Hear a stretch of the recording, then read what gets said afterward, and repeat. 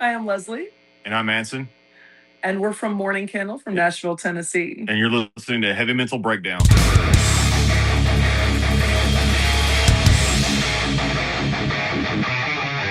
One thing that stood out to me immediately when your window popped up are your horror movie posters behind you. Hell I yeah. see Friday the 13th and Halloween and Nightmare on Elm Street. You guys seem like you're big horror fans, not only just from the way that you decorate your space, but to your music and your style. How big of a role does horror play into what you do? Literally everything. Everything. Everything. We are known as the Adams family house in the cul-de-sac here. Every day is Halloween. And Yeah. even like going into like the song NOS4A2. The only reason why that song exists is because of Castlevania.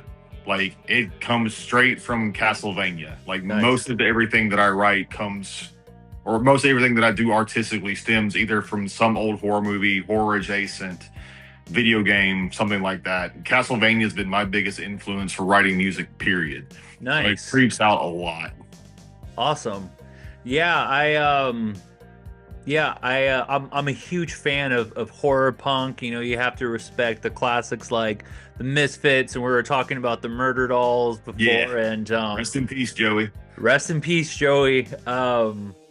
I I think it was this year. I'm not sure, but I had heard that Wednesday 13 was putting on like a Murder Dolls reunion show. I don't know if it was this year or last year, but like that was coming up. And I don't know, how I feel about that. well, yeah, I don't know. Because it's There was a Joey, like, lot it's of him and drama. There was a kind of a There lot of was. drama after Joey passed with the Murder Dolls. Like, I think one of the other members tried taking the copyright or the trademark, and then we're selling vinyls and stuff. Like, there was a crazy thing after, like, the trademark was up and Joey was gone, and then Wednesday was trying to fight it, and there was this, yeah, there was a whole thing. So I'm not sure how I feel about it either. I mean, it But could I be love that done album. right.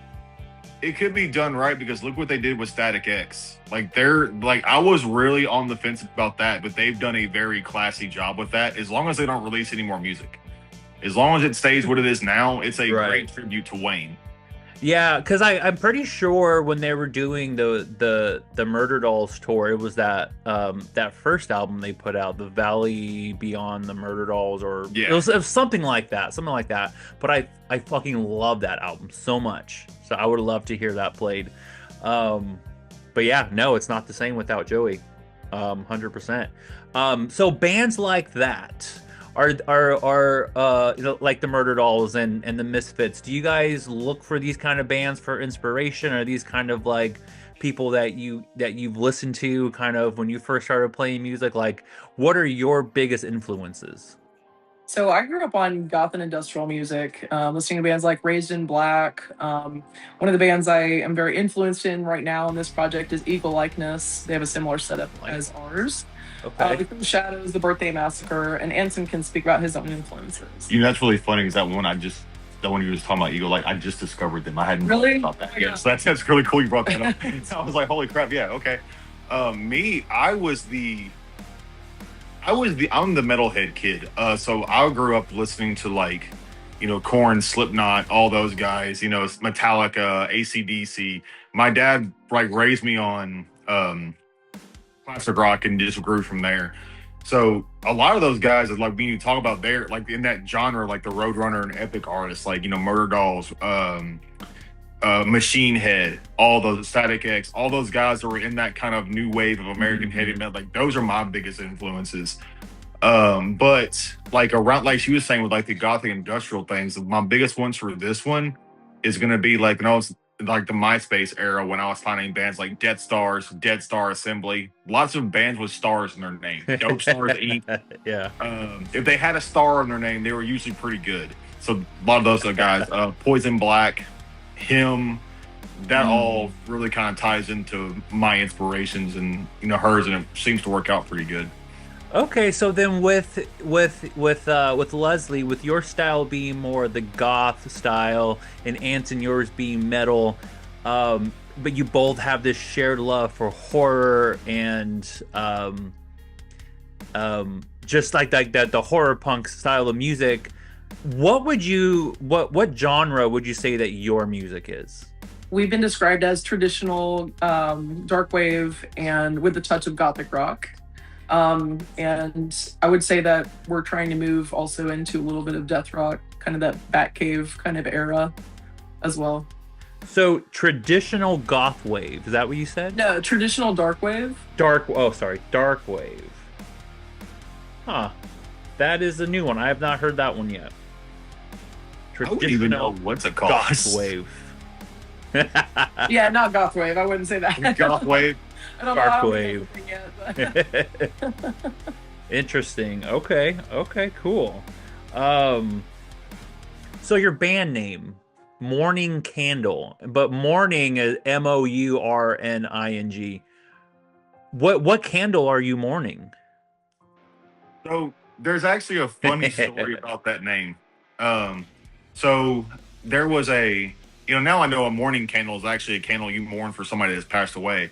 But so way before I knew Leslie, I was friends with a guy named Steve Danielson. He was actually in the horror punk scene here in Nashville with like the Creeping Cruds, Alucard, all of those guys. And me and him met, and we'd always try to get a music project off the ground together, but we never just really had time or anything. And it was always going to be something weird. Like we even tossed around like maybe one time doing like a Japanese visual K style band or like pirate metal, something pirate metal, something crazy.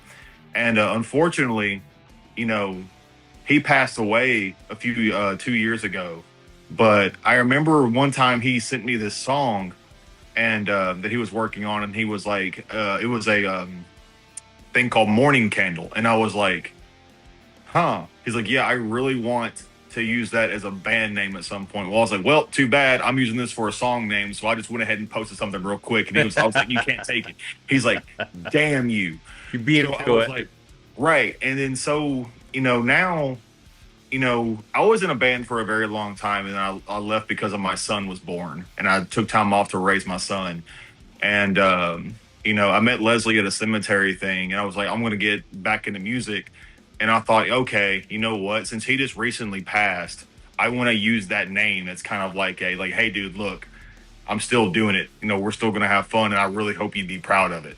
So it's really more of a tribute to him because it's all the things that he would have loved in it. That's why all of our songs are so different, because like every song that me and him would try to make, it would turn out crazy. Like we would have like a folk song like Ella Whitey, or we'd have like just straight primitive black metal like Mayhem. It was just crazy what we would come up with. Like nothing was similar.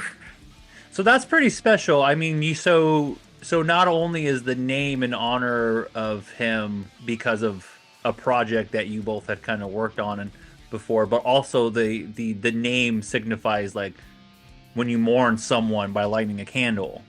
Yeah. So it's also memorizing him in that way too. That's pretty cool. There's a lot of depth just behind the name by itself alone. Yeah, that's pretty rad. I wish he was still around so he could tell us we suck. Like, 'cause he was always, we were always each other's biggest critic and giving us each other shit like that. Like, I would love to hear him go, "Good job, you fucking suck." Like, just one. Good job, assholes. Like, yeah. I have friends that I treat exactly the same. Love it. So, with your style of music, how what's the scene like in Nashville? It's growing. The goth scene here is exploding. I would like. Is it really? Yeah. So I'm more of an elder goth, so to speak. I've been around since the '90s. I'm a '90s relic. Me too. For a long time. Yep, same. But the baby bats, so to speak, the people that are 18 and just turning 21 now are baby bats. Okay. The baby bats are coming out. There's like 300 people that come out to the clubs on the weekend now.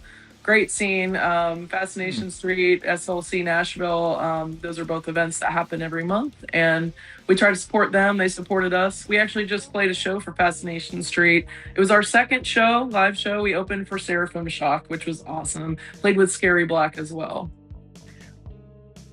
That's one thing I want to say about the scene too, is this is the most supportive music scene I've ever been in. Just like some of the best people. So anybody that has come to the shows or like just supported us or come to say hey, especially Ichabod, Taylor, Eric, if they're watching this, they know who they are. Like, it is amazing to see how welcoming the scene is versus when I was a kid and we all just hated each other. So it's very cool to see it, very supportive, and everybody just really banding together and having a good time and, being actual community. It's awesome. Yeah, that's really interesting. I've interviewed a couple of bands that are from Nashville, and I've been to Nashville once myself. I was out there for about a week last year, and the community out there seems really special.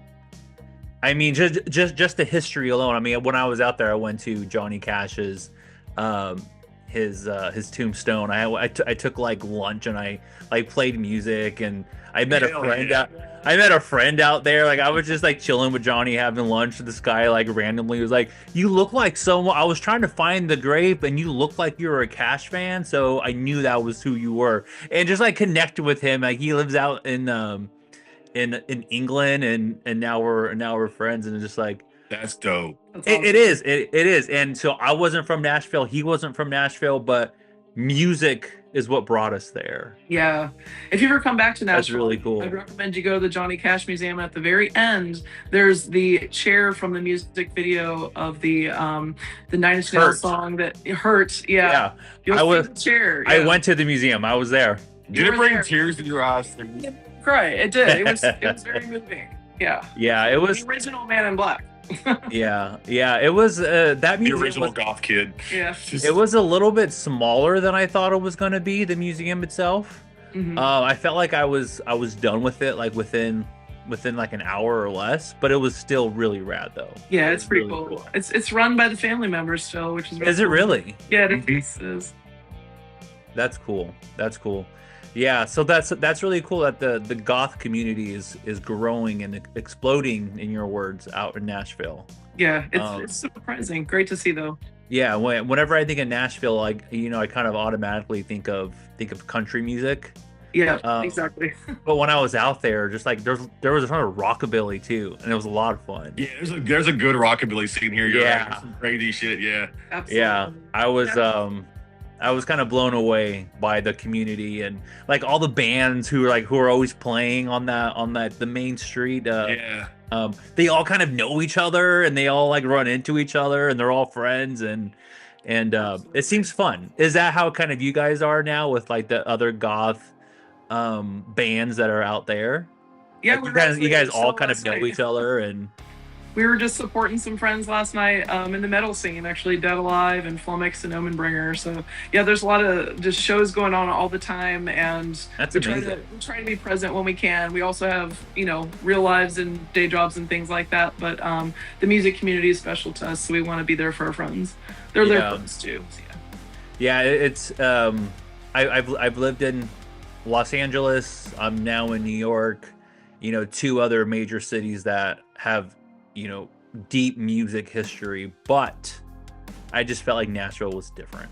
Yeah, absolutely. It just has a totally different vibe, and the history of it, and I mean, there's history everywhere with like LA and New York. That's what I was saying, but there is something special about Nashville, and I really want to go back. But we are here today because we are breaking down NOS4A2, but you guys spell it a little unique. NOS4A2. Why did you spell it this way? Why? It was funny at first. I was like, "What is this?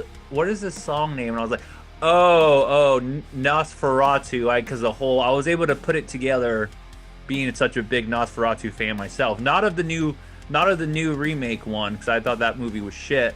But I love the original. Yeah. Sorry if that offended you.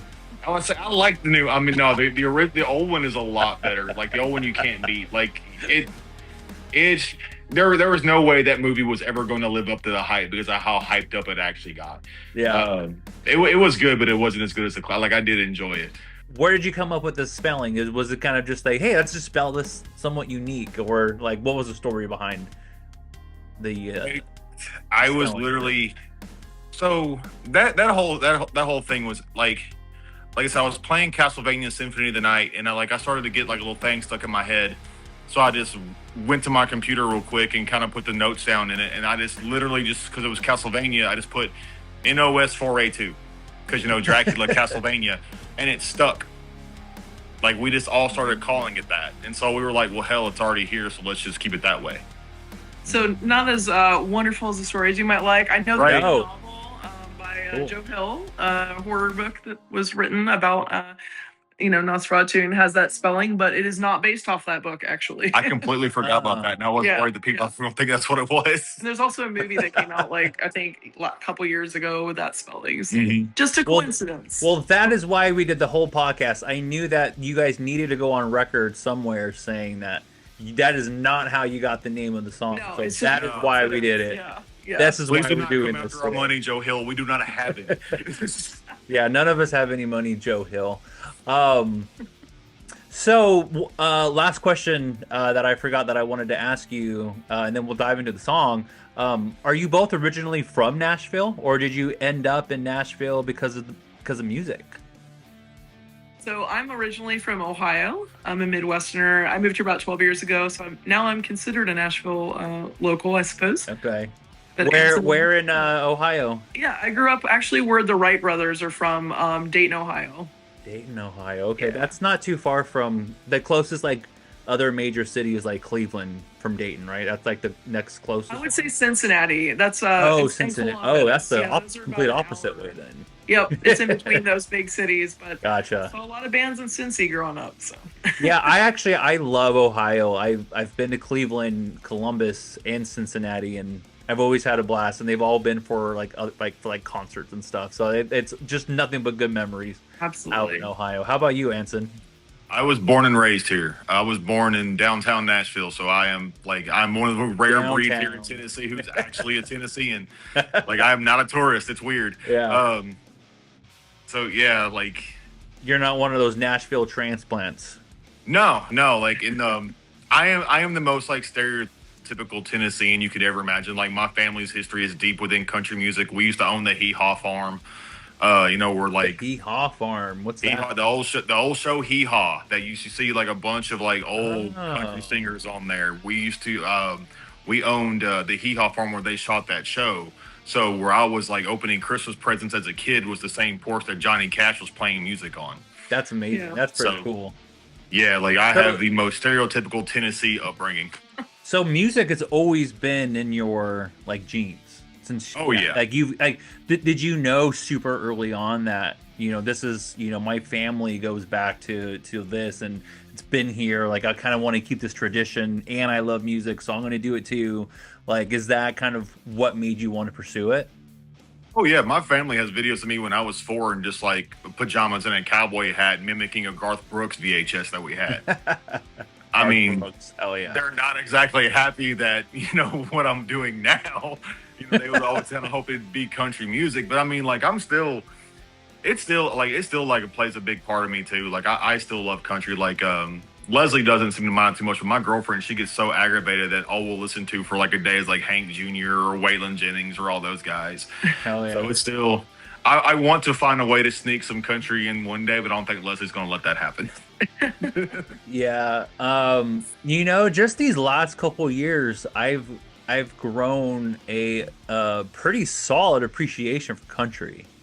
Yeah, It's outlaw good. country. Yeah, hell yeah. 90s and below is great. Anything above is no, bro. And country. it's also kind of good to switch it up. A lot of us are just so set on our ways of this is the kind of music I listen to, so this is what all I'm going to listen to, and we tend to kind of block everything else out. But when you are opening it up to all these different genres, not only does it just make you a more educated musician, but you never know what'll inspire you one day. You never know. Yeah, it's true. We were talking about Wednesday 13 earlier, and he does the exact same thing. He listens to a lot of old outlaw country. He has Bourbon Crow, and Des Fafara with Devil Driver. They just did a country covers album a few years ago. Huh? I didn't know about that one. Yeah, that one's really good. They do a really good cover of a Copperhead Road that stays in constant rotation over here too. I got to check that out. Yeah. Because Bourbon Crow was sick. Bourbon Crow was sick. I'm gonna drink so you ain't ugly no more. Yeah. Oh, Wednesday. I think he even did. Oh man, I think there was. I didn't go, but I think there was a tour where Bourbon Crow opened up for Wednesday 13. They did. I remember that. I never got to go to, but I remember like being on the internet and scrolling and seeing like the little tour posters for it and stuff like that. Because there was another band. It was like there was another band that Wednesday did. It wasn't the Drag Queens band. It was the other one. Ooh, you're right. He was in everything for a while. I'm totally blanking what it was. Because he's actually someone who kind of introduced, and it's funny because I totally forgot about it, but he's kind of someone who made me think about, let me listen to country, because I found out about Wednesday super early, like when I was a teenager, like in 6th grade, because I was such a big Slipknot fan, and I was always a big Joey fan. And then I heard that Joey had another project. I was like, oh, what's this project that Joey's doing? And it was Murder Dolls. And then it just led me down this like crazy path of like Wednesday 13 and Frankenstein Drag Queens and Bourbon Crow and Gunstar 76 or something like that. Yep, that was it. It was something Star 76. Like I said, if any in that 2006 era, any band that had a star in the name was good. But it was that is so funny. Like that is so funny. Yeah, you were just Gunfire 76. Gunfire 76. I remember seeing Wednesday 13 in Ohio, actually, now you bring it up. I'm pretty sure he had a flesh pull going on, if you remember what that is. That was trending back in the day. People would like attach like a flesh pull? A flesh pull. Have you ever seen this?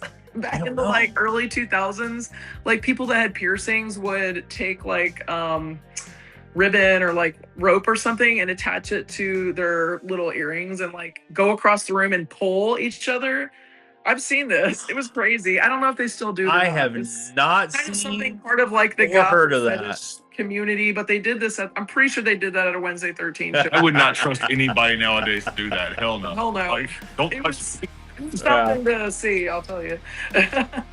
I never heard of that. I would like to. Actually, I don't know if I'd like to see that or not. I don't know. Now I'm just morbidly curious.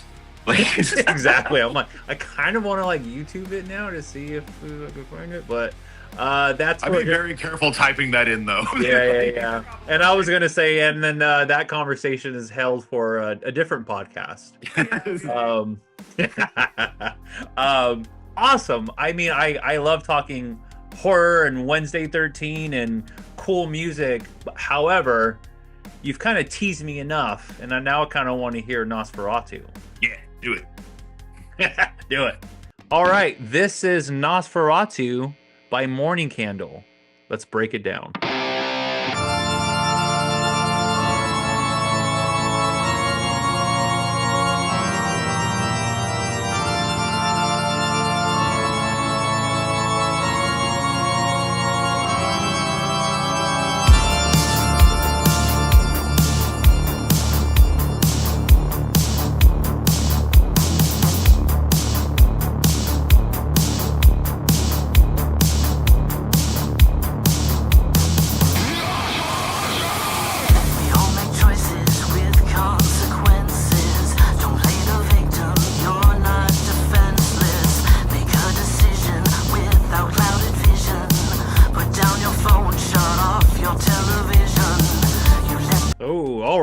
We're gonna stop it there already. I love that opening. Thank you. The organs that are playing there, it reminds me of like I don't know. Of what? Castlevania. A little bit, but I was gonna say, whenever I hear organs like that, it always takes me back to my favorite horror movie. Not my favorite. Well, it's my favorite Vincent Price movie. I have way too many favorite movies, but The Abominable Dr. Phibes. I don't know if you guys have seen that one. I have not thought about that in years. That is insane.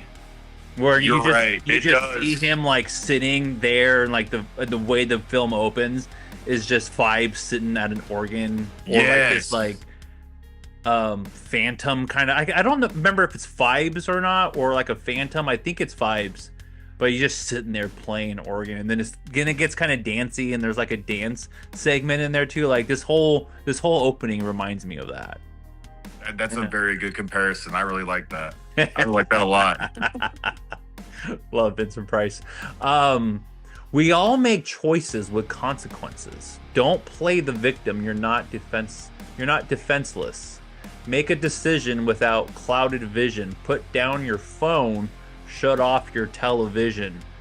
We all make choices with consequences. Don't play the victim. You're not defenseless. You're basically calling someone out right when you start the song. Yeah, we all do this. There's consequences, and don't act like you're alone in this or that you didn't do anything wrong. I think don't play the victim. Absolutely held accountable for the things that they say and for their behavior. I think this is really important in goth culture, especially right now. Interesting. How so? There are we're gonna get a little political. There are people, MAGA folks, that have infiltrated the goth subculture and are trying to push their agenda, and a lot of those folks are anti-trans. And I'll tell you right now, the goth subculture is inclusive. We do protect our own. We do allow and want people of different backgrounds and sexualities, nationalities, genders, etc., to feel safe in our community. And so if people come in from the outside that are trying to hurt us, we will block you. We will protect our own. That's basically what I'm saying. I want people to be held accountable for the things that they say, for the actions that they have, and know that, there are consequences there. How do I want to ask this? So when you say that they've infiltrated like the goth community, what does that mean? Like, are they pretending to be part of it, or what do you mean by that? Just because like I'm not part of that world, Sure, and I'm not. no Yeah. worries. So with the current political climate, we have been, I guess, the light has been shown on some of those folks. By the types of posts that they put online on social media. They've kind of alerted to the fact that they do believe in the things that are going to harm the people in our community.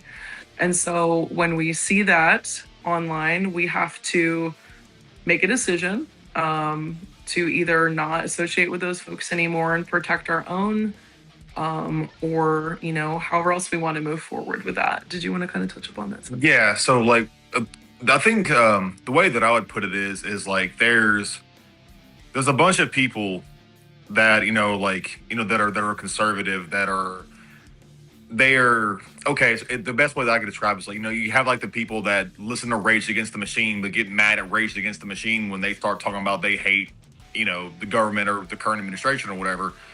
Pay attention to what you're listening to.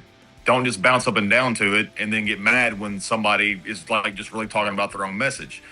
But what we're seeing happening today is it's like, goth is really becoming a trend again. And, I'll be completely straight up. I've never really considered myself a goth or anything like that. I've never really liked being called that. I'm just me. But, like there's a bunch of like people that are into the more alternative things, like horror and stuff, like stuff that we like. We don't wear black because we're goth. We wear black because we like scary, spooky stuff. Like you can be. We wear clothes that match the color of our souls and our heart, right? Like, just because I wear black doesn't mean I'm goth. I could be a black metal nerd for all you nerd, which I'm one of those too. But there are a lot of people are coming in and claiming that, they're claiming that they're part of the subculture, claiming that they are goth. They're putting that label to it, and they're bringing that hatred into it. That's like, I've seen some people that I've talked to a lot of friends that are like, that would know people that are like in the black metal scene. Well, especially in like the NSBM side, where they would be like, they're in the goth scene kind of too. People call themselves goths like that. Just to have a name on it. The what side you say? NSBM, like National Socialistic Black Metal, like that. Oh, interesting. Okay. All in there. And they all just kind of group themselves as goth now. And they come into the scene and it just starts a bunch of drama and issues because it's like, yeah, you're wondering why you're trying to say you're like look, this scene isn't inclusive. This scene isn't all this. It's like, yeah, dude, because you're coming in here and being a fucking dick. You know what I mean? Like you're coming in and calling somebody, like a slur or something like that. Like that's not cool, man. Like don't sit there and make fun of somebody for being trans when this scene is about being inclusive. Like the alternative scene is not conservative. It's never going to be. Like it was everything about counterculture. It was never going to be status quo. Like, you go home, kiss your wife goodnight in your white picket fence house. You're gonna go outside and do some fucking weird feral shit. It's just what it is. And like I said, it's really crazy and weird to see that conservatism and just, really afraid of everything that the Bible didn't tell you to like and appreciate come into our scene. And that it happens a lot. Like me and my girlfriend were talking about, like we see on TikTok, like it's an actual like hashtag of like conservative, like alt conservative or something like that. I think that's what it's called. Yeah. Like there's conservatives out there that are trying to be like, oh, look, it's just the liberal goths that are assholes, because they're saying it's inclusive. We're all inclusive. No, it's not. No, it's not. And what Leslie's trying to say is like we're pushing back against that, where it's like, cool, you can call yourself however you want, you can dress however you want, but if you're gonna come in here in this scene and act like an asshole, you're gonna get the fuck called out. Interesting. Yeah, there's yeah. Sorry, go ahead. No, go ahead. I would just say there's a lot of vulnerable people in our community that we do want to protect and make sure that there aren't people coming in that want to harm them. So yeah, at the end of the day, just want to make sure that, we're a safe space, and in our band, the people that come to our shows, that's a safe space for people to be in. If you're alternative, if you have alternative lifestyles, come hang out at our shows. There will be other like-minded people there, other kind, nice, accepting, and open-minded people there. You both seem very passionate about this specific topic. Yeah, absolutely. Yeah. It's been a rough year. What does it mean to you so maybe this is more of a question for Leslie, because I think I kind of understand where you're coming from, Anson, so maybe it's more for Leslie, but what does the term goth mean to you? You say all these things of we're this, we're that, but when someone says goth, what does that by definition mean to you? I mean, I've been into this subculture since I was probably 15 years old, and I'm in my now. Early 20s now. Yeah, early 20s. You turned 22 yesterday, right? Yeah. But no, goth, and it's hard. Was it your birthday yesterday? Oh, it was last week, actually. Happy birthday. Yeah, thank you. I'm a week before Halloween, baby. So that's cool. But no, yeah, goth is in my lifeblood. It's just who I am. Now, it stems back to the music and the aesthetics and, film. It's a lifestyle. It's a way of thinking. Many, many layers deep, I would say. Some folks, may only like the fashion. Some folks may only like the music. But for me, it is a sense of community. And I do feel like I need to be there for my community. They're there for us in the music and in just friendships and things like that. So yeah, it's just part of who I am. You feel a sense of responsibility for being in the scene for so long. You want to take care of the new generation of it, essentially. That's a good way of putting it. Yeah. Interesting. I'm the goth mom, I guess. I only have cats, but You do give off very mom vibes. Really do. Yeah, well, I kind of got that vibe when you had said the term baby bats. Because I haven't heard of that term to like classify like the new goths, I guess, coming in. Yeah, that's interesting. Which is funny because I was a baby bat back in the 90s, and so the people like the elder goths at the time were the post-punkers, the people that grew up with Susie and the Banshees, etc. And they're the ones that kind of welcomed me in, and now I'm taking the reins. We're taking the reins now. It's kind of cool. And we're accepted by them too. That's weird. Do you feel that when you were coming into the scene, when you were a teenager, that the elder goths, as you would refer to them as, were dealing with any kind of problem or fear that you see now? Do you see it? Do you see there being like a repeated kind of point in this goth history? Absolutely. Always been a thing. Always. I mean, goth is just another alternative subculture. So alternative subcultures in general have always been the outcasts, have always been bullied. At school, in in community settings, wherever, just out and about, like people just fuck with us, and we're not the only ones. There's a lot of other people that, people that are privileged and rich and white like to fuck with, but we are one of those subgroups as well. We don't play along with like the mainstream. We don't really get along. I mean, I work in a corporate job. I have to be able to pay my bills. But if I could do music all day long, that would be my dream. It's like you said, it's always been. You had the Satanic Panic, in the '80s and early '90s, and then unfortunately when Columbine happened, who'd that get blamed on? Yeah. So it's always been in any sort of anything that nobody wants to take direct responsibility for, something they know could easily be fixed, but they just don't want to acknowledge it. The alternative subculture is the easy fall guy. It's the one that's the part that they don't want to. It's easy to look at that and be like, no, this is the problem, instead of the problems that we don't want to acknowledge because we don't think it's that big of a deal. You're afraid to admit it, essentially. Which is interesting. I was just talking to my friends the other day about Columbine. So I grew up, I was a senior in high school when Columbine happened, and I was goth, I was weird. I was a weird kid. Watched The Crow and, like all the movies back then. But anyway, I remember like they told us the super or whoever, the principal or something, was like, you can't wear black trench coats anymore. You can't bring bags. You have to like use the clear bags, etc. But I feel like everyone in the school at the time kind of looked at us and pinpointed us as the bad guys, as if we were the ones that were there. And I'm like, we had nothing to do with Columbine. We do not condone that kind of psychotic gun violence. Like, that's a whole nother subject we won't go into. But I felt like they came at us and things changed after then. It was not, we were always bullied, but like now it's like on another level. So especially growing up as like alternative in the South, you really get it hit.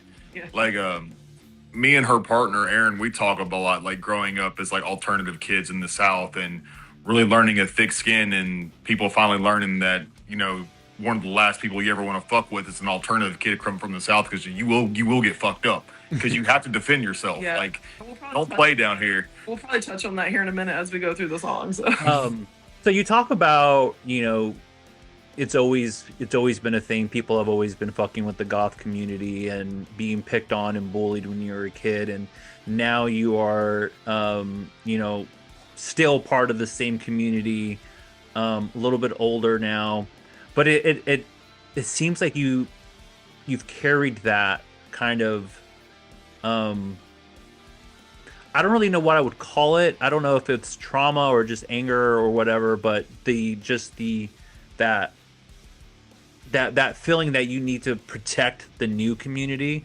because of what you went through before. Do you feel like the way that you were treated in the community early on has affected the person that you are today and how your views are now?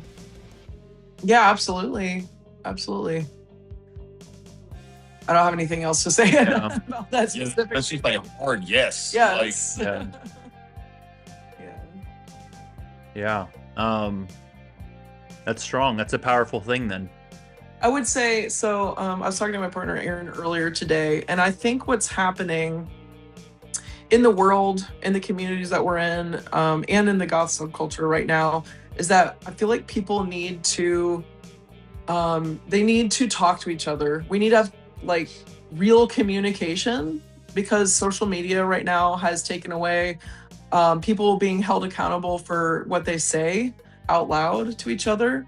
And I really wish that we could have like, I don't know, a discussion group where we get together once a month and just really touch on how we're feeling. How are you doing? Check in with each other. How are you doing right now? Like, really, in your life, how are things affecting you in your life and you in the community with the music, and the friends that you have? Like, what's going on with you? Like, I feel like people don't check in with each other enough anymore, especially the vulnerable folks in our community. And I feel like if we did that, we would be able to like break down some of those walls, because a lot of things are not being touched upon openly in a safe way.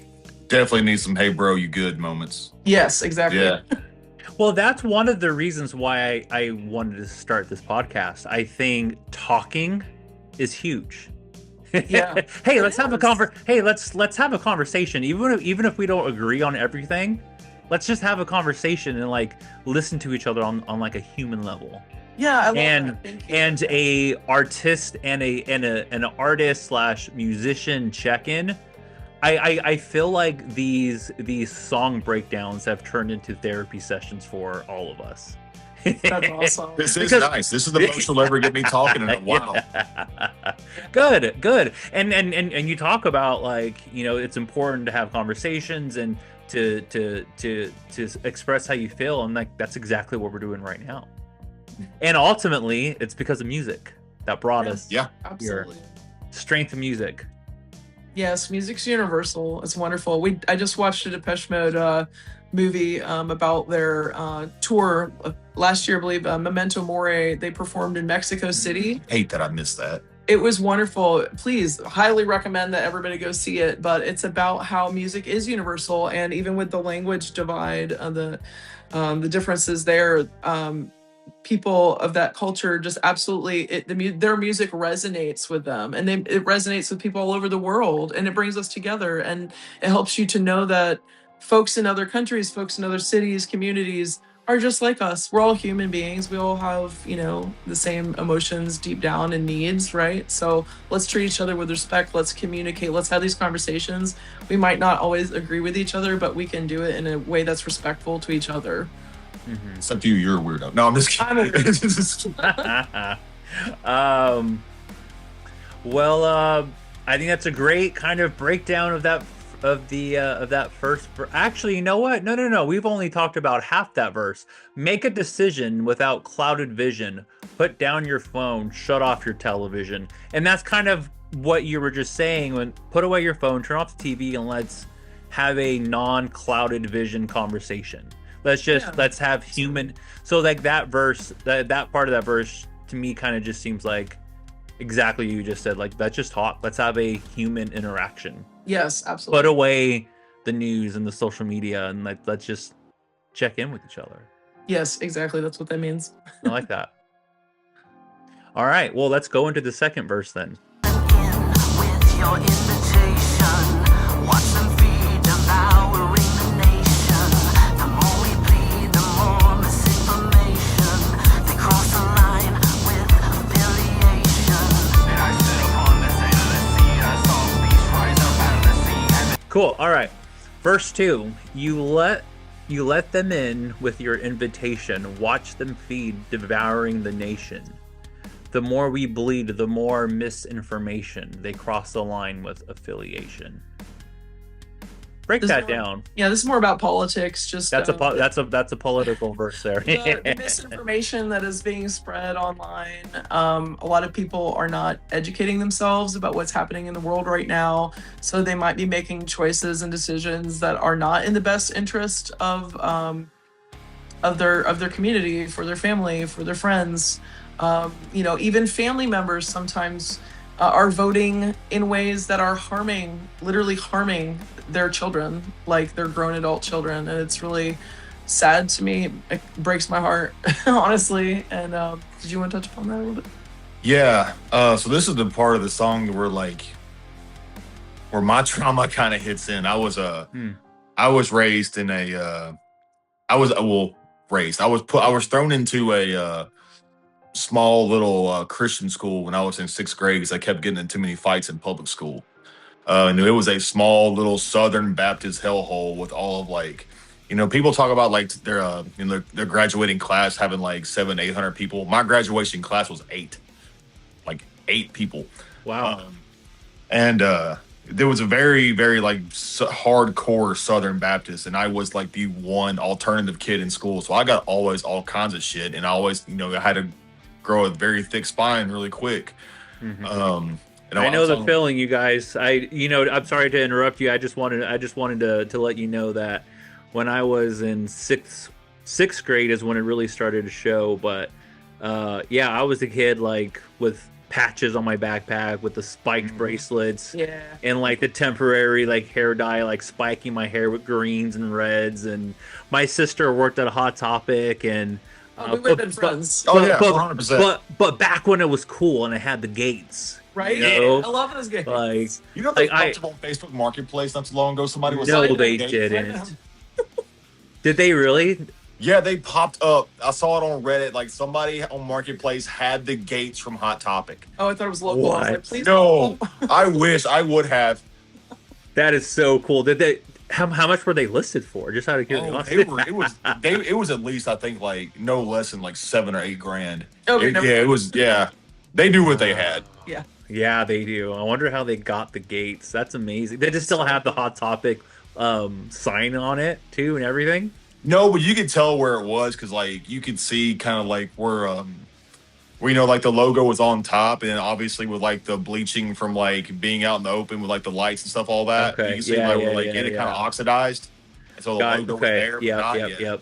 Because I worked there too. So once I was old enough for a job, my sister got me the job at Hot Topic, so I was there for a bit too. Back when the gates were there, and so I remember closing the doors when the store closed, so I can look at those gates and be like, that's authentic, that's not authentic, that's not how it was. Wow.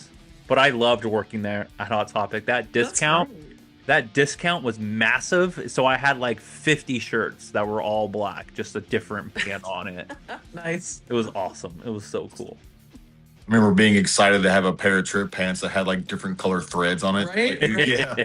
Oh yeah, the trip pants were awesome. I had a couple of those and the shorts. But going back, the whole reason why like I even brought that up is like I was that kid in school too. That was like Yeah. what no one was listening. I went in sixth grade. I went to dressed up Halloween as the lead singer of Mudvayne. I don't know if you guys were Chad Gray, hell yeah. Chad Gray, yeah. I painted the face white, had the bullet hole in the forehead, like the whole thing. Like I went to and in seventh grade I was Joey Jordanson. I bought the plain white mask and just like chose my favorite design that he did. But every year I did something like that, and I was picked on every year. So I get I get it. Sure. Yeah. Yeah. Anyway, I'm sorry to interrupt you, Anson. You were talking about your trauma with this song right here. No, yeah, because like I said, I was the only alternative kid there, so it was like it turned into a thing where like everybody kind of like picked on me at first, but then it turned like we started getting a few more kids, and I was kind of like the respected one, where it was like, no, you can't do this, he can. You know what I mean? Like he was here first. You don't get to do this. We're not accepting you. We're going to accept him. So it was a kind of really weird relationship that I had, where it was like nobody liked me, but I was at least like respected, I guess. I understand that because there was a few people who tried to like bully me, and I stepped up to them really early on. So they knew I was like the rocker kid to not like they can laugh at me, but they won't fuck with me. Right. Yeah. Very much so. We'll claim him, but we're not going to claim you. That's what they looked at as like the other ones. So I was the special one, I guess. Eventually, I got there with them. Not like the first year or so, but eventually, like they're like, "All right, you're cool." Yeah, and I was the token metalhead. yeah, Cool. Yeah. and like so, it's really this all really hits home for me, being where like I had teachers calling my parents, calling my friends' parents there and being like, "Hey, don't let your kid hang out with this kid. He's a devil worshiper." Like I wore a pentagram to school one time, and it caused an entire like emergency staff meeting. Like I freaked this little community out like this, because I mean like this is such a small school that half of my graduating class are married to each other, and they all have kids. Like it's all just like, this is what your life is going to be. You picked in high school. This is it. And like, when Leslie started writing these lyrics, it really hit home with the vampirism thing to me, because, that like, I think I even said before, like vampires and Christianity will always be tied together. Like you're not going to separate it. That's what it is. And, when she's talking about things being political now, like, I'm not going to lie, Christian nationalism freaks me the fuck out, because, I know a lot about the Bible. I was raised in a fucking backwoods Baptist school. It was drilled into my head. My grandfather went to school for religious studies. I know the Bible. And we know when you see a lot of like right-wing nationalists and Christian nationalists and all that, and when you look at it, they seem an awful lot like that great beast that the Bible talks about, the one that will come in and say, hey, look, I know all this stuff. I know all this stuff, but it's really the Antichrist. And so like, yeah, like when she started writing these lyrics, I was like, I like this. Keep going. We're keeping the vampire thing because like, you know, it hits my Castlevania itch. And then, you know, I love vampires, but it's also like flipping it on its head is like, actually the vampires in this situation are Christian nationalists. They're the one feeding on everything. They're the one tearing everything the fuck up.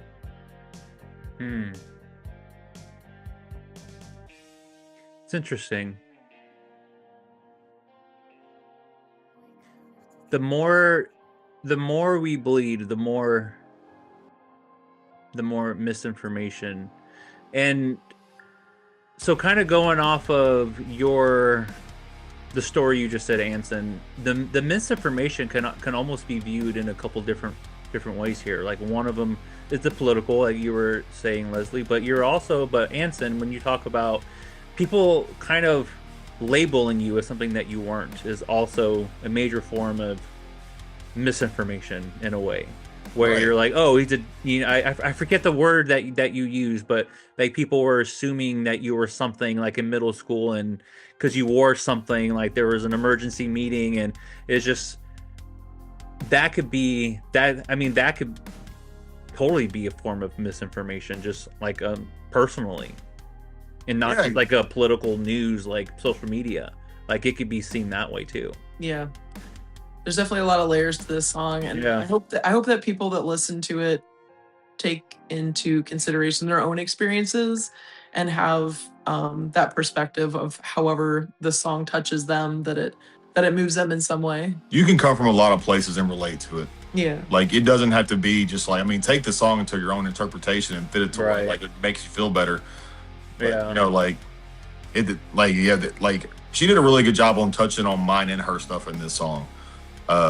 Which I greatly appreciate her for. She's my favorite vocalist ever. Oh. Do you two write the lyrics together?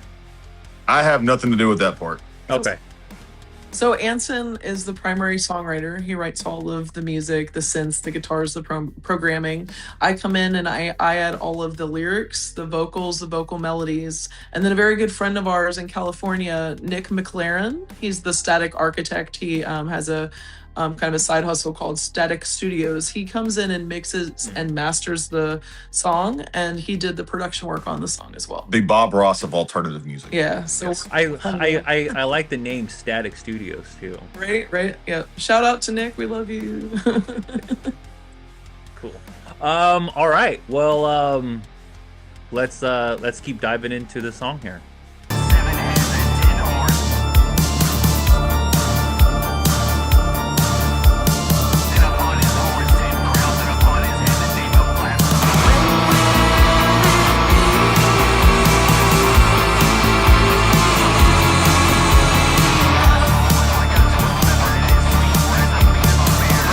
Question. So I'm looking at the lyrics, but I don't see what was just said there, written down on the lyrics part. What's that was right there? That is my favorite. Like I said, being in a Christian school, I actually have a favorite book of the Bible, the book of Revelation, where it's dealing with like the rapture and the end times. Mm-hmm. That right there is Revelations 12, where it's talking about like I said, the great beast, like the Antichrist, like describing like what he is and how they see him coming up and all that kind of thing. You know, the vampire of the story, the one where I'm talking, you know, where I was talking about like how in this place, like the Christian nationalists are the vampires in this situation, being everything that they claim to hate, essentially. So basically, when I saw when Leslie sent me the lyrics, I saw how it related to my trauma, and I am never one to pass up on I'm gonna be spiteful, fuck you moment. And me adding those Bible verses like that is my spiteful, like, fuck you to the, like, you know, my parent, like my teachers and everybody that I had to deal with and other Christian nationalists that really like just like drove me to some really dark times in high school. Like taking their own words and flipping them like, this is what you are. This is what you claim to be, but this is what you fucking are. And I think what's happened a lot to people in this particular subculture is that there is a lot of religious trauma. Sometimes that's why people end up in alternative subcultures, because they feel like they've been told that who they are at heart, who they are in here, is not good enough, or that something is wrong with them. And that's, to me, that's really fucked up. You know, we welcome you. Come on, like, be yourself with us. Be yourself here in this community. We, like I said, we will protect you. We will allow you to express yourself openly and not fear persecution or ridicule, etc.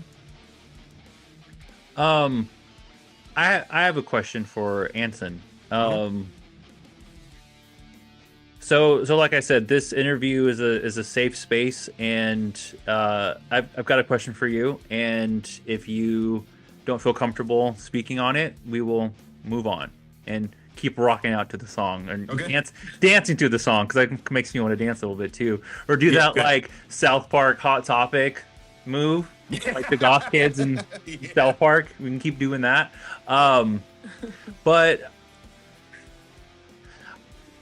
Anson, when you're talking, you seem very passionate, and it seems like you really have something to say, and it seems like you really have stuff to get out. And it seems that, like, with you guys even talking about like a catch up, sesh or check-in sesh, it seems like there's something deeper inside of you that like is causing a lot of these feelings here. Is there anything from like your past that were like all this kind of stems from, who has made you who you are today? Or is it kind of just a mixture of a lot of different things, like you talking about school and being an outcast or whatever, wherever you went? But is there something deeper there? Yeah. Damn, nobody's really asked that before, so that's kind of weird. And I'm usually not the guy that, it's really funny because Leslie's always the one that's like, I want to sit down, I want to talk, I want to make sure everybody's okay. And I can see it in you. And I'm the one that's like, you ain't getting shit out of me. I'm dealing with it myself. Yeah. I am that guy. I am the self-destructive one in the band. I will fully 100% admit it. But yeah, like, to put it short and sweet, like, during my time in high school, if it wasn't for this kind of music and a gun jamming, I wouldn't be here. You know what I mean? And it was because of all that. Like, fuck this. Why do we do that? No, it's all right. No, it's good. Like, it's one of those things where it's like, there was the Christianity that I grew up with and my granddad taught me. And then my mom and dad try to put me in and try to like chill me out. And it's really bad time. Really fucking bad time. Very, very fucking alone. Learn how to play guitar. I smoked a lot of weed, learned how to play guitar, and drank some really good whiskey. But yeah, it's like, no teenager should feel that fucking alone. Nobody should.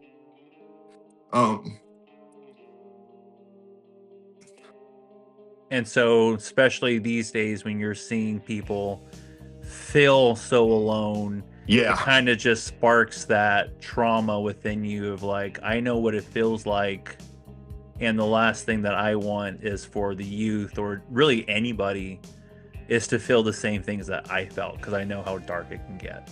Yeah, because a lot of people that I know, they're very much the kind of like, they want to protect people from it, and they do a good job of it. And I'm the type of person that just wants to see it and kill it. You know what I mean? Like, I'm like, this hurt me, I want to make it pay. So, like, there's a lot of like, my girlfriend laughs a lot. She's like, a lot of the things that you do, a lot of your best things come out as spite, like come from a place of spite. And I guess in a roundabout way, this song really did come from it, because like, it's my favorite fucking song to play live. Like, this song is my baby. And that's one of the things, like, I hate tooting my own horn, but like, this is the song that like really, it's intense to see live. because I really kind of started getting into it, and my neck still hurts from our last one. Good. Like that's how it should be after a Yeah. show. Yeah. So yeah, there's a lot of. This song was a very good release, and when she was writing it, she didn't even know it, and I was like, yeah, keep going, keep all that shit.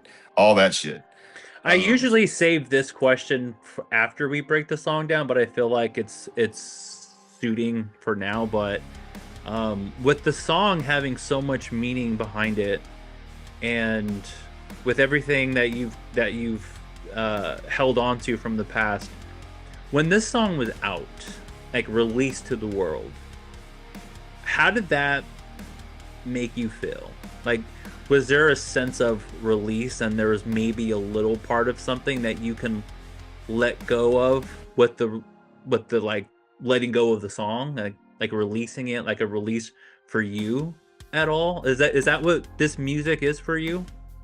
I'll tell you what, it wasn't when the song released, because we know, like, I'm one of those guys to where, like, I never really like listening to my own shit. I'm not gonna sit in the car and listen to my own songs. Like, I'm never gonna wear my band's t-shirt. It's just kind of those things where it's like, it just feels kind of like, I don't know, just cocky to do that. Kind of jerking yourself off or whatever kind of thing. But I will say, like, that moment did come for us at the Halloween party when, our friend Ichabod, the DJ for Fascination Street, and got us onto these shows, and hearing that song being played at a Halloween party, filled, at a goth night, and seeing people dancing to it and relating to it, and people coming up to us and hugging us, telling, like, this song is fucking amazing. That was the moment for me where I was like, okay, like, I feel like my story's heard, kind of thing, and other people can take it, run with it, and that was the moment for that, for sure. When I was able to be like, all right, I can close that book a little bit. Yeah. Powerful. I would say, just it was surreal to see other people in this community having a positive reaction to this music, dancing to the song, singing along, just identifying with it in some way. And this is the song out of, so this is our third single. And this is the song that most resonated with the local DJs. And this is the one that they chose to kind of introduce us to the Nashville community with. And I thought that was really interesting. I thought it would actually be one of the earlier singles, but this is the one they resonated with. I think because we all share like that religious trauma, and we all share like some of those instances of being bullied as kids and etc. Just similar stories. That's kind of what brings us together, right, in this scene. And another crazy thing to me is it's just kind of like one of those things where makes me sit back and go kind of, huh? Because like when I wrote that song, it didn't take me but 2 hours to send Leslie like, okay, here's the song, throw some lyrics to it. Like, I literally just sat down and had the whole thing done, like guitar, drums, bass, everything in 2 hours, sent it over to Leslie.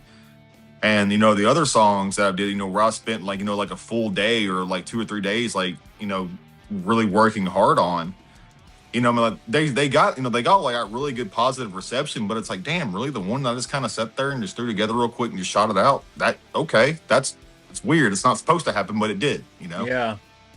I was just having this conversation with the band a couple days ago, but it's one of his mottos is, let's just do one more. And the reason why he said that is you never know what song is going to hit. You never know what's going to stick at what time for like at the right moment. And so it's like, just keep creating that art, like keep going, like keep putting it out there, because you never know. You never know. And then whenever you ever think about any discouragement or depression or anything like that, just say to yourself, just one more song. Absolutely. That's why you push me into getting my little write 3 songs in a day thing. Well, I appreciate the openness, Anson. I really do. It's not an easy thing to talk about. You won't get it out of me again. It's hard to do. Like, Yeah. Well, with you being open, it makes me want to be open, and without going into too much detail, I wouldn't be here either if it wasn't for music. yeah, That's a and powerful thing to say. and absolutely. that was pretty much why this podcast even got started, because music is what saved me, listening to the lyrics, and the lyrics making me feel like I was part of something bigger than myself, and just feeling like I belonged somewhere and I wasn't alone. And a lot of musicians have these stories, and that's what inspired them to write these songs. And so it inspired me to be like, oh shit, like this song saved me. I want to tell this song's story. Like, let's focus on just this song instead of like, like for example, Slipknot's one of my all-time favorite bands, and I love the song Snuff. And Corey Taylor has done such an amazing job with it, and he plays it live, and it's a very powerful, very, very strong song. And I would just like that song specifically is what saved me. And Thank you for sharing that. Yeah. I want to Yeah. say, man, like even after this, I want to get in touch with you and talk about this. I'm a big Slipknot nerd too, because like you say, yours was Snuff. yeah. For me, mine was the Heretic Anthem. Because Oh. when I was when I was like I said, I was in that school, when I was just like, even when I was just like, oh, I like AC/DC and wore an AC/DC shirt to school, and they just thought I kicked their dog.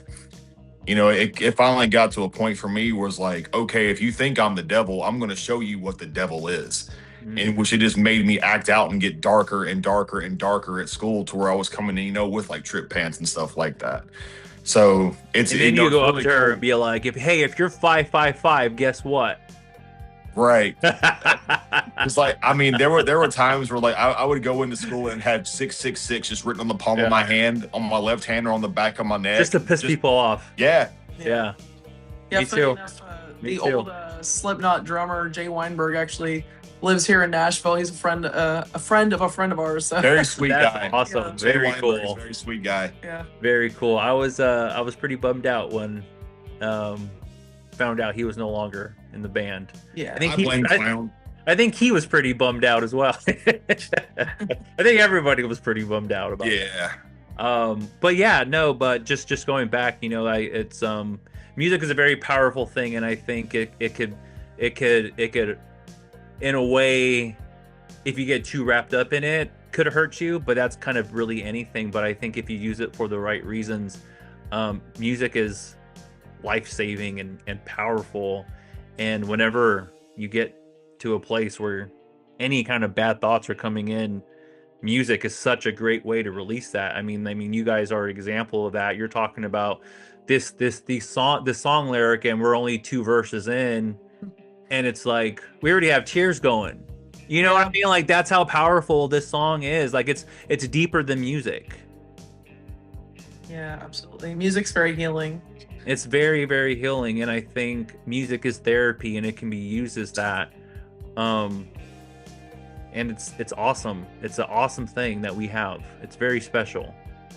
It's true, because you don't really have a lot of like safe ways to like actually like get out anger. I mean, like, yeah, you have like safe rooms. I mean, like, like, what are they called? Not safe rooms. What are they? Those rooms where you go Rage into? Rage rooms. Yeah. Yeah, They rage have, like, room. rage rooms.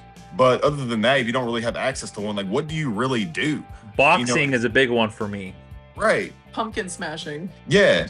Playing drums, banging on something. Yeah. And that's what music came for me. Like it became, it instead of like me taking my anger and just drowning it with like, getting, especially like living in a small, rural place where like normally you just turn to like drugs and alcohol to mask that, guitar became my pacifier. Mhm. It became my pacifier and my coping mechanism. And to this day, when I'm at home, yeah, I rarely do not have a guitar in my hands. Just kind of picking around with it.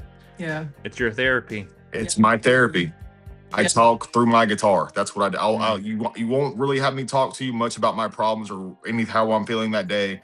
My guitar will let you know. Yeah. Similarly, like when I'm on stage and singing these lyrics that I wrote, feeling the emotions as I'm performing for people, I'm kind of reliving those moments of where those things came from, and it's very healing. It's very therapeutic. And it's funny because I get this kind of stage persona where I'm more aggressive than I am in real life. Like I'm a pretty low key, kind of just nice, shy person in real life, but on stage I get a little bit more aggressive, which is cool. I'm letting it out, right? Yeah, it's your place to, let it out. Yep. Let's keep rocking out to this song. Cool.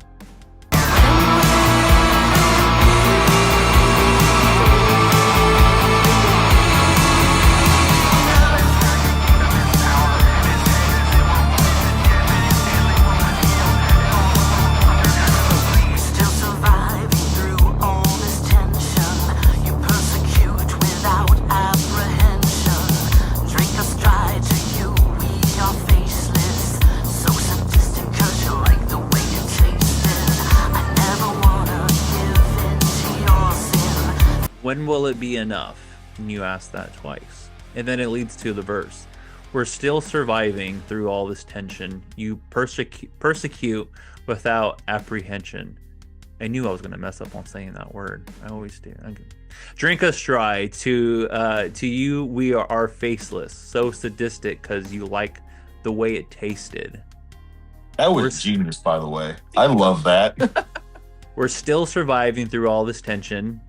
You persecute without apprehension. Break that verse down. That first part of the verse down. I think there's just a lot of layers to that. It can be interpreted in different ways. Political and religious views on that. Just feeling beat down by society, beat down by corporate culture, capitalism. I'm speaking on behalf of people who are being persecuted right now, ripped from their homes, deported, things that are happening with ICE that are not okay. They're not happening to me or my friends personally, but I see them happening to people in the community, people that, are citizens and should be here. And seeing things like that worries me and hurts my heart as a human. The only thing that I should do is keep my beer cans cold. Exactly. That's it. Exactly. And wait for the zombie apocalypse. the second part of that verse is the second part of that verse is a little bit, I guess, more personal. Just drink us dry. To you, we are faceless. Not allowing people who are energy vampires, quote unquote. Colin Robinson. Yeah, like Colin Robinson from What We Do in the Shadows. I love him. His character is hilarious. But not allowing people like that to eat all of your time, all of your energy, all of your resources, because they will do that. And people online, sometimes, trolls online will do that. They will egg you on into arguments and just use all of your energy, and instead of what you should be focusing on, which is, your art, the people you care about, yourself, self-care, things like that. Sure. Sometimes when I write to myself. It's like a little reminder, like, hey, maybe don't let everyone in your life take all of your time and energy. Maybe like save some of that for the things that are more important so that you can function properly the next day, There are some times where I want to look at you and go, are you fucking okay? I'm okay. I'm trying my best, but I am trying to do all the things. Let's get real. So I think that's what that's what we're all saying right now. We're all just trying our best right now. Exactly, just trying our best. Yep. How do you feel about this verse, Anson? Which part exactly? The like you told me. Let's go with the drink us dry. To you, we are faceless. So sadistic because you like the way it tasted. I was hoping you'd let me do that one. Yeah. So, and all of it is my two favorite parts of this song is right there. The so sadistic but you like the way it tasted. Mm-hmm. There's like I said, I operate on spite, nicotine, and caffeine, and that right there is definitely the spite where it's like. You have people that are very sadistic towards, alternative people, or, okay, let's put it like this. There's like, so sadistic, but you like the way it tasted. Yeah, you sure do hate gay people, but you got a Grinder account, don't you? That nobody knows about. There's that that very closeted, like, you want to be it, but you're afraid of what everybody else will think. You're too afraid to be yourself, so you're gonna take it out and hate everybody who's different than you. Even though you're that same person, you just don't want everybody else to know because you want to keep up with the Joneses that are on their fourth divorce and third mortgage. You know what I mean? Like, it's So to you, that's the sadistic part. right. It's pretty much of just like hating somebody because you're jealous. You're too afraid to be that. Like, because you like the way it tasted. Yeah, you see it, you like it. You know this is who you are. This is what you want to do, but you hide it and you repress it, and you take it out on other people. You hurt them because you feel like you can't be them, or you've been told you can't be them, or you're just ashamed. Like, it's like I said that right there. Like, when she wrote that, I listened to that part over and over and over again because, like, it's a sexy fucking line too. Like, it's great. Like, that's one of the things I love about it too. The visual for that, I just see like a close up of like a vampire's mouth with like blood dripping down the lips, down the chin, down the neck. That's great. Fucking beautiful. It's a very subtle. It's a very subtle fuck you. We know. You know what I mean? That's what I love about it. Like I said, just this song has so much little parts where it's like just dripping in spite and just some sparks. And like I said, that's completely what I operate on. And that right there is definitely my favorite part for sure. Yeah, I've got a poetry background from college, so I like to use words in ways that are clever. Words are very powerful. I like to use words. Words. Can you tell I'm tired? It's been a long haul weekend. The right words can be very powerful. Yeah, they can. Words are neat. Yay. Words are cool. With that being said, let's listen to some more words. Ignorance and power that you're craving. We break the chain when we stop consuming. Reveal the truth. Don't feed the machine. Don't feed everyone. They don't like it. All right. I'm going to take a crack at this and kind of tell you where my mind went when I heard this. I never want to give into your sin, the ignorance, the power that you're craving. This is kind of going back to our conversation about being picked on. And I felt, to me, the bully always wanted their reaction. And if you don't give them that reaction, you're not giving them what they're craving, basically. Exactly. They want the power over you. They want to be able to scare you. And when you see them or hear their name or I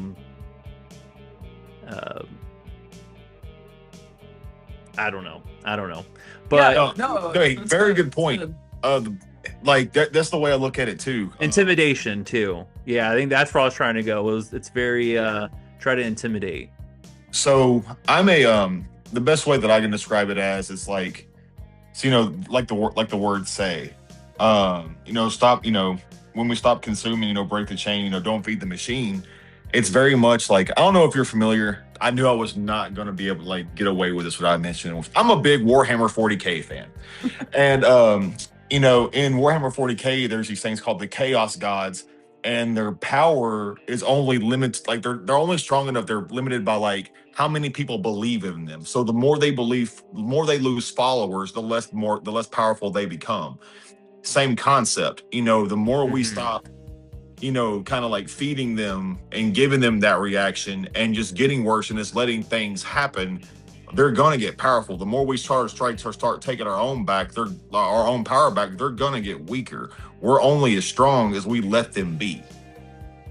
You know what I mean? Like that's especially like, thankfully we're not dealing with fucking chaos gods. I mean, might as well be, but CEOs. But you get what I'm saying? Like we give them the power. We need to break this cycle of apathy of like, well, what are you going to do? This is just the way it's been.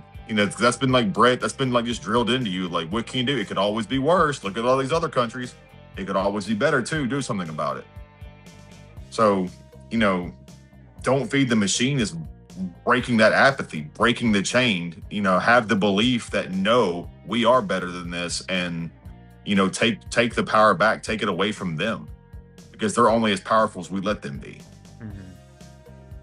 And on a like a more personal level, I guess if you're familiar with mental health theologies and tools, when you're in a relationship or in a situation with a narcissist who is trying to get a reaction out of you and try to take that control of your life, one tool you can use is gray rocking, and that is to not react to them, to not feed them with information about yourself, to simply exist and just kind of be the most boring, like gray rock, as it were, to that person, so that they get bored and move on, basically.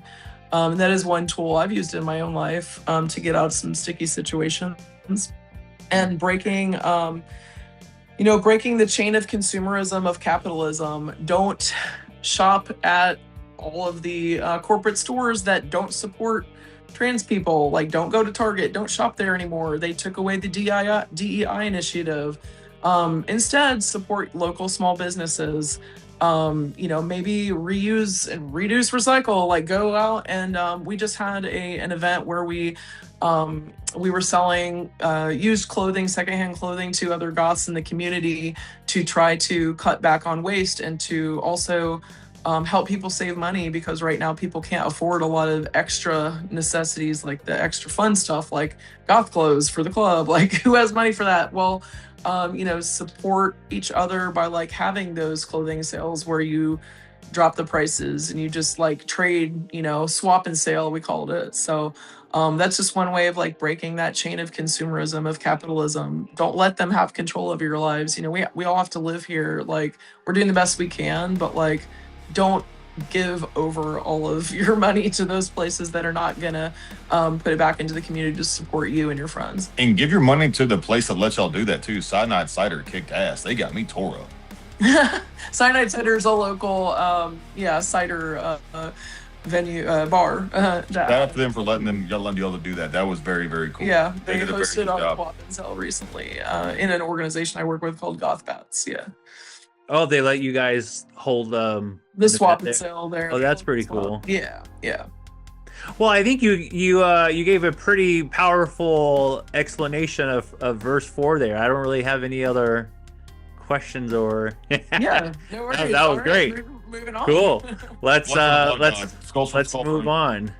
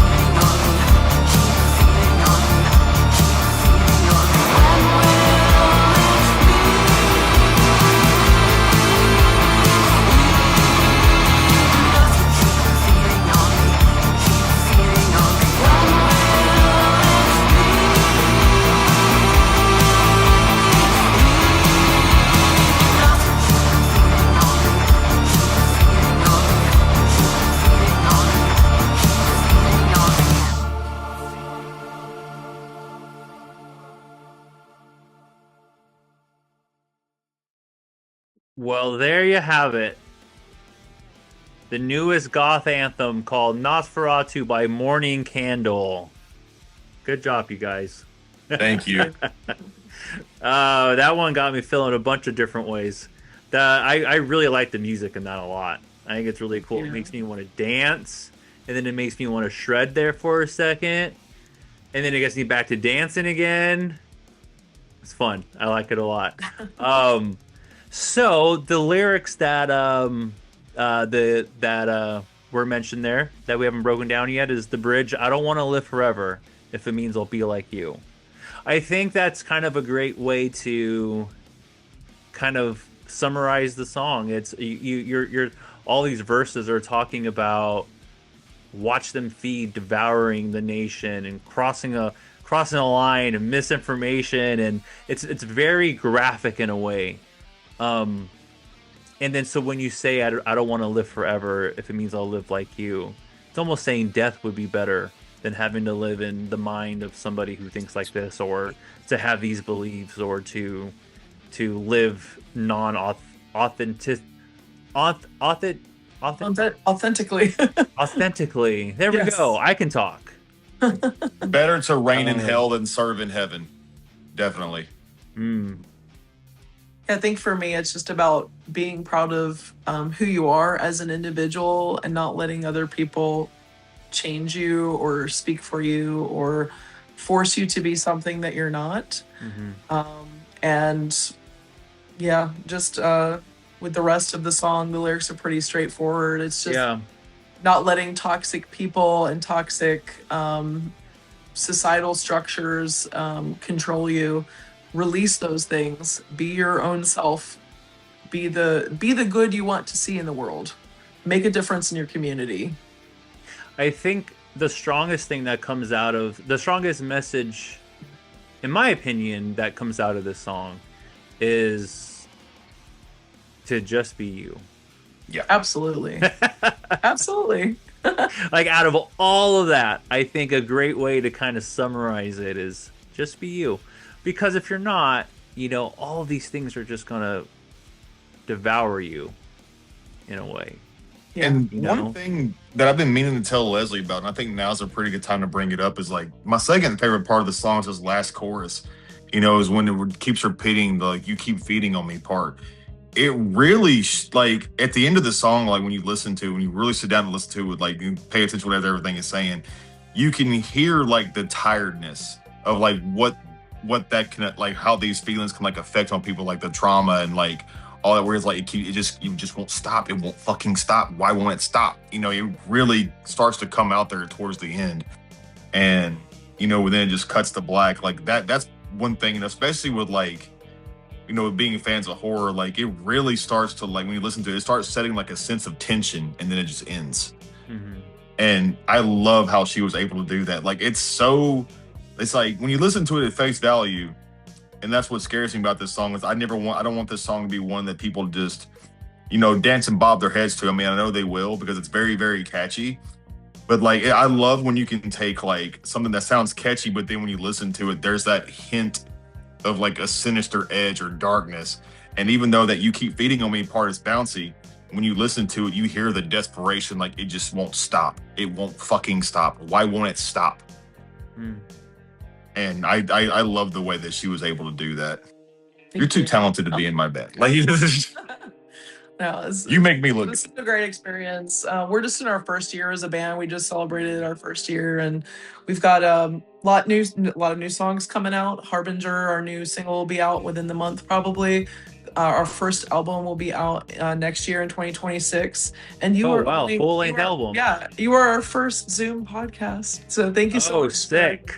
Yeah, thank you, Matthew. This is awesome. Hopefully this is the first of many. Really appreciate that. Yeah. One thing that I wanted to bring up, because I think it's important to talk about, and it's not music related. I guess it is. I guess it is music related, but I had a very similar conversation with my buddy Thomas, who I interviewed. I don't know, like 10 episodes ago now.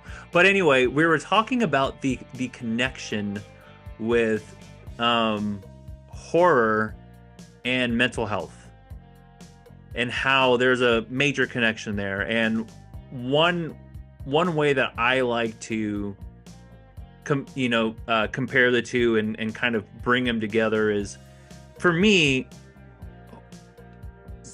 when I was watching the older like monster movies like Frankenstein, for example, I always felt bad for him.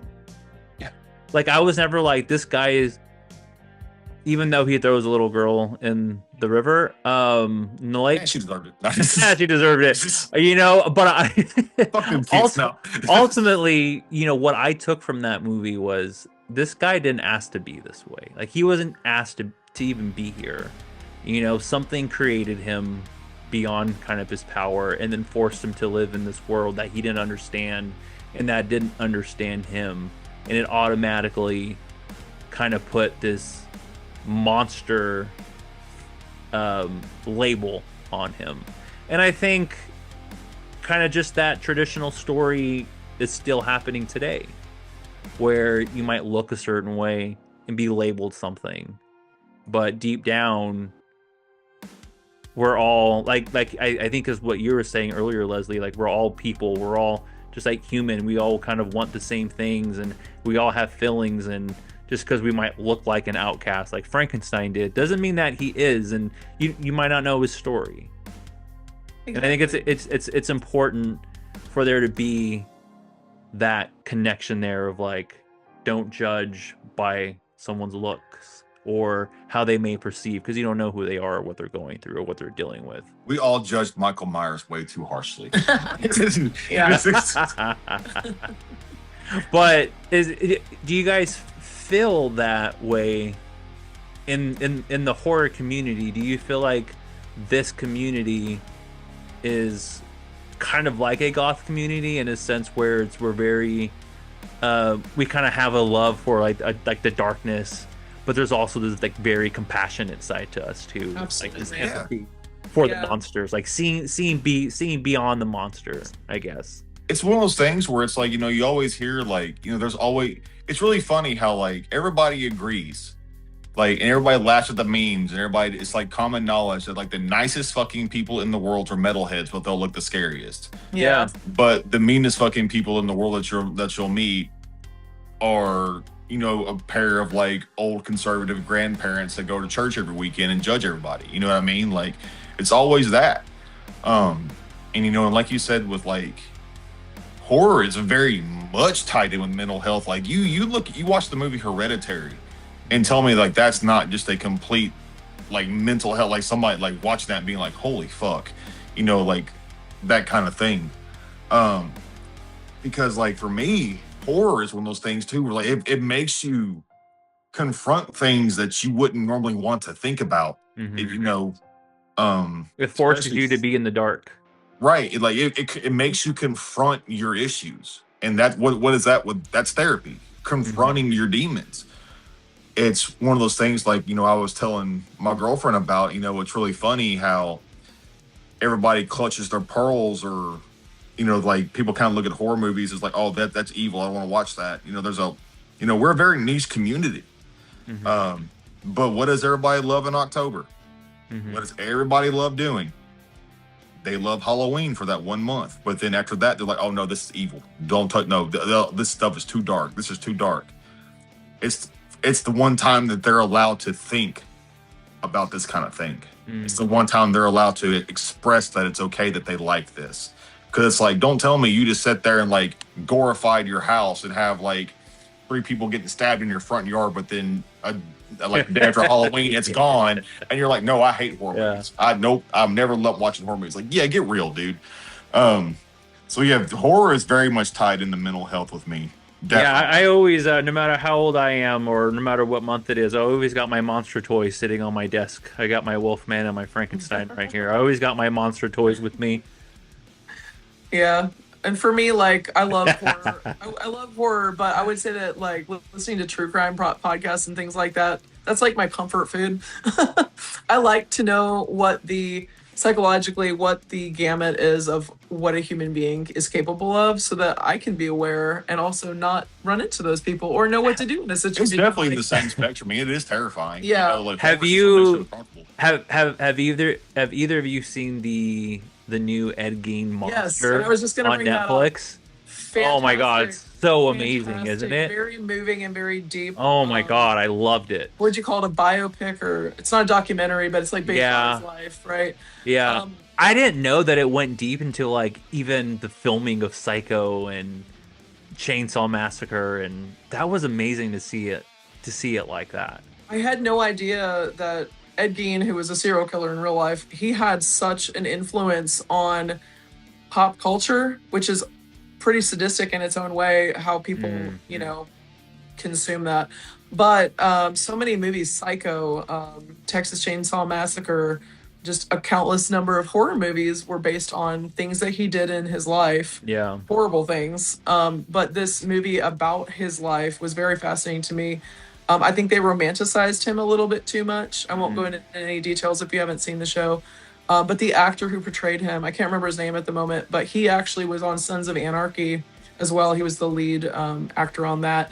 And wow, what Really? The what, guy plays Jack? yeah, That's what, okay. what a brilliant actor that he was able to step into this role and just become this completely different person. You know, on the first episode, I wasn't the biggest fan of that casting decision. Yeah. I was just like, I don't know if I buy this. But by like the second, especially the third episode, I'm like, no, they knew exactly what they were doing. Absolutely. Ryan Murphy probably like asked for him specifically. Was like, we need to get, because he saw that vision and that. Yeah, absolutely. I was like, man, that was a great choice. Yeah, it was. But just from like a mental health perspective, that that TV series was fascinating because it kind of portrays schizophrenia and what somebody who may be going through that might be experiencing. Not every schizophrenic is a serial killer, obviously. That is not true. But this one case, this person was, and I actually knew somebody who was a schizophrenic, and he actually took his own life. And that is something that happens pretty commonly. That's a high statistic for people that are going through that kind of a mental health trauma. So I wanted to just kind of acknowledge that, and bringing it full circle to our name, Mourning Candle. That's the person that I mourn when I sing these songs and write these lyrics. So yeah. Gotcha. Yeah. Well, it sounds like everything down from the band name to the song name to the lyrics to digging deeper underneath the lyrics. It seemed like this is a very heavy song for you both, and a very emotional and heavy but special song to you both. And it seems like this one is done pretty well in your community and at your shows, and so that's awesome. Good for you guys. I mean, music is in my opinion the greatest way to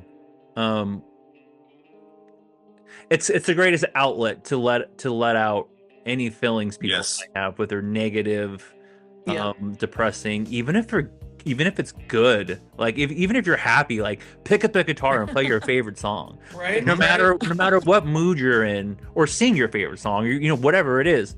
Like music is just it's so powerful. And when we let it do its magic, it's crazy what happens with it sometimes. Yeah, absolutely. And with this one in particular, you know, people are dancing out their demons. That's great.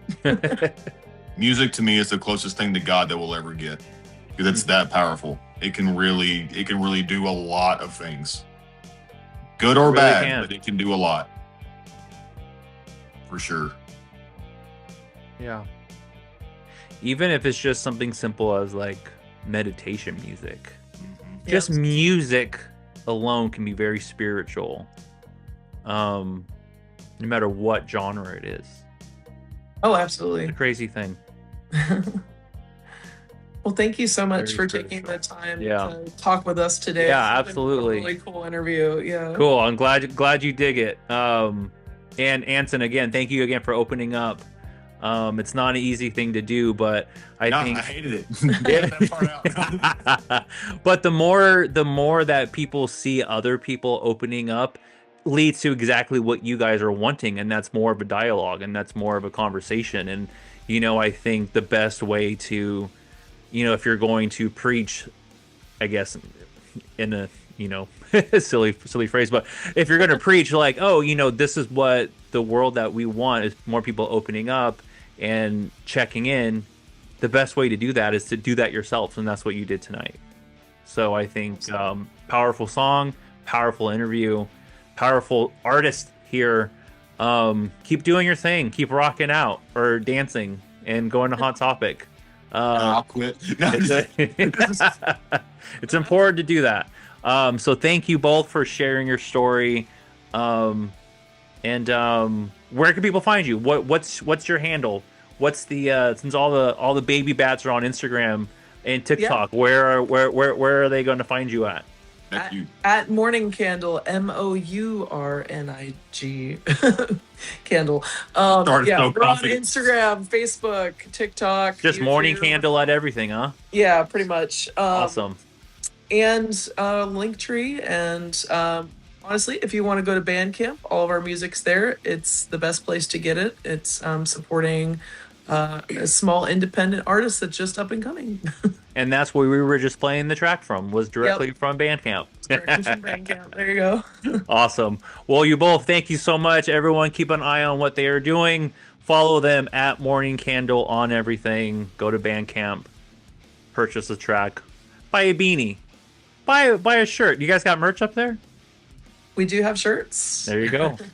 There you go. Perfect. Right in time for the holidays. Yes. Cool. All right, you guys. Thank you again so much. We'll talk to you soon. Thank you. Take care. See ya.